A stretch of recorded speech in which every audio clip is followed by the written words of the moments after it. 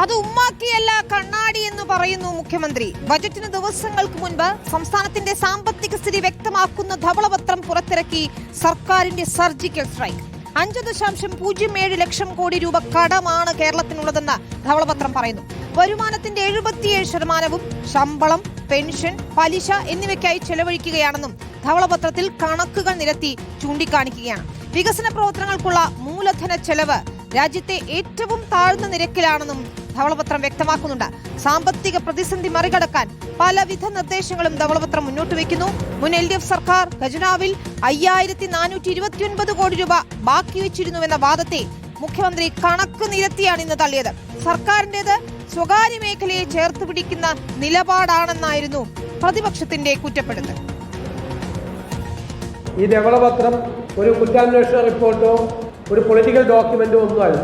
സംസ്ഥാനത്തിന്റെ സാമ്പത്തിക ആരോഗ്യം എന്താണ് എന്ന് എല്ലാ വിഭാഗം ജനങ്ങളെ ബോധ്യപ്പെടുത്തുന്നതിനുള്ള ഡോക്യുമെന്റാണ്. കേരളത്തിലെ ട്രഷറിയിൽ വലിയ തുക ക്യാഷ് ബാലൻസ് വെച്ചിട്ടാണ് സർക്കാർ പോയതെന്നും പറഞ്ഞുള്ള വ്യാപകമായ പ്രചരണമാണ്. ഇത് 2015, 16, 17 സാമ്പത്തിക വർഷങ്ങളിൽ ട്രഷറിയും മെച്ചപ്പെട്ടായിരുന്നു.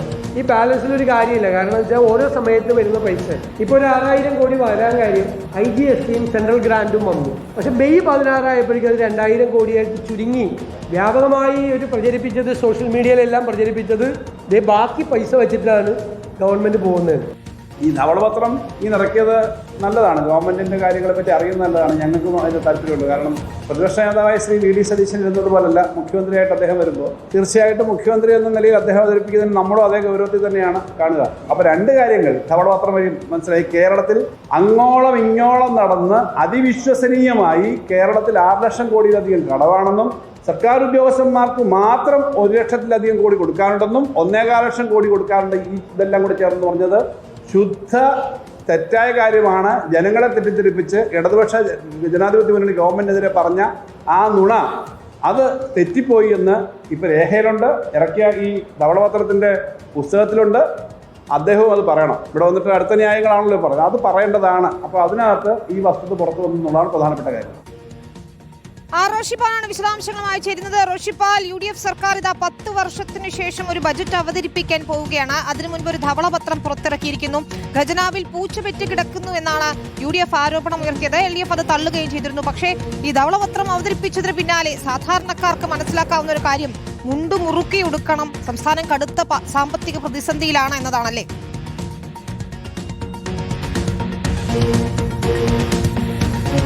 അങ്ങനെ തന്നെയാണ് വിനീത. കാരണം സംസ്ഥാനത്ത് കടുത്ത സാമ്പത്തിക പ്രതിസന്ധി ഉണ്ടെന്ന് നേരത്തെ തന്നെ LDF സർക്കാരിന്റെ അവസാന കാലത്ത് അന്നത്തെ ധനകാര്യമന്ത്രി KN ബാലഗോപാൽ പറഞ്ഞു. പക്ഷെ അതിനപ്പുറത്തേക്ക് ഇനി ഈ സാമ്പത്തിക വർഷം പൂർത്തീകരിക്കേണ്ട പദ്ധതികൾ, ആ പദ്ധതികൾ പൂർത്തീകരിക്കണമെങ്കിൽ പോലും 20,000 കോടി രൂപയിലേറെ ആവശ്യമാണെന്ന് ഇന്ന് ധവളപത്രത്തിലൂടെ വ്യക്തമാകുന്നുണ്ട്. അതിനപ്പുറത്തേക്ക് UDF പ്രഖ്യാപിച്ച പദ്ധതികളുണ്ട്. അങ്ങനെ കുടിശ്ശികയായി കിടക്കുന്ന തുകകളുണ്ട്. അങ്ങനെ ഒട്ടേറെ വെല്ലുവിളികൾ സംസ്ഥാനം നേരിടുന്നു. അതിനനുസരിച്ച് പണം ലഭിക്കാൻ വരുമാന സാധ്യതകൾ നിലവിലില്ല. ഇനി വരുമാന സാധ്യതകൾ കണ്ടെത്തണം. നികുതി സ്രോതസ്സുകളിൽ നിന്നും ലഭിക്കുന്നതിനപ്പുറത്തേക്കുള്ള വരുമാന സാധ്യത ഇല്ല എന്നതാണ് വെല്ലുവിളിയാകുന്നത്. കേന്ദ്രത്തിന്റെ സാമ്പത്തിക നയത്തിൽ വലിയ മാറ്റമൊന്നും UDF പ്രതീക്ഷിക്കുന്നില്ല. ഇത് UDFനെ സംബന്ധിച്ചിടത്തോളം ഒരു രാഷ്ട്രീയ തീരുമാനത്തിന്റെ ഭാഗമായിട്ടാണ് ധവളപത്രം പുറത്തിറക്കുന്നത്. കാരണം 10 വർഷത്തെ LDF സർക്കാരിന്റെ ഭരണം, ആ ഭരണത്തിന് ശേഷം സംസ്ഥാനത്തിന്റെ സാമ്പത്തിക സ്ഥിതി എന്താണെന്ന് പൊതുജനത്തെ ബോധ്യപ്പെടുത്തുക എന്നതാണ് UDFന്റെ തീരുമാനം. അതിന്റെ ഭാഗമായി ധവളപത്രം ഇറക്കുന്നു. ഇനി ഈ സാമ്പത്തിക സ്ഥിതിയിൽ വെച്ചാണ് ബജറ്റ് അവതരിപ്പിക്കുന്നത്, പുതുക്കിയ ബജറ്റ് അവതരിപ്പിക്കുന്നത്. 19-നാണ് ബജറ്റ് അവതരിപ്പിക്കുന്നത്. ഇനി അങ്ങോട്ട് പദ്ധതികൾക്ക് വേണ്ടി എങ്ങനെ പണം കണ്ടെത്തുമെന്ന ഒരു പ്രധാന ചോദ്യം സംസ്ഥാന സർക്കാരിന് മുന്നിലുണ്ട്. ആ ചോദ്യത്തിന്റെ ഉത്തരമാണ് ഇനി കണ്ടെത്തേണ്ടത്. അതിന്റെ ചർച്ചകളിലേക്കാണ് ഇനി കടക്കുന്നത്. ഇന്ന് വാർത്താ സമ്മേളനത്തിൽ ചോദ്യത്തിന് ഉത്തരമായി ഇത് മറികടക്കണ്ടേ എന്ന ചോദ്യത്തിന് പിന്നീട് മറികടക്കണം, അതിന് വഴികൾ കണ്ടെത്തണം, അതിന് മാർഗങ്ങൾ കണ്ടെത്തണം എന്നാണ് മുഖ്യമന്ത്രി VD സതീശന്റെ മറുപടി. അപ്പോൾ അത് വളരെ വിശദമായ ചർച്ചകൾക്കൊടുവിലായിരിക്കും അത്തരം തീരുമാനങ്ങൾ ഉണ്ടാവുക. ഏതായാലും വലിയ മാറ്റങ്ങൾ ഇനിയുള്ള സർക്കാരിന്റെ സാമ്പത്തിക നയത്തിൽ ഉണ്ടാവുമെന്ന കാര്യത്തിൽ ഒരു സംശയവുമില്ല. അത് സ്വകാര്യ മേഖലയിൽ നിന്നും നിക്ഷേപം ഉൾപ്പെടെ സ്വീകരിച്ചുകൊണ്ട് ഓരോ മേഖലയിലും പ്രതിസന്ധിയിലായ മേഖലകളെ കരകയറ്റാനുള്ള ശ്രമങ്ങളുണ്ടാകും. വികസനത്തിന് വേണ്ടി പണം കണ്ടെത്തേണ്ട ഒരു സാഹചര്യമുണ്ട്.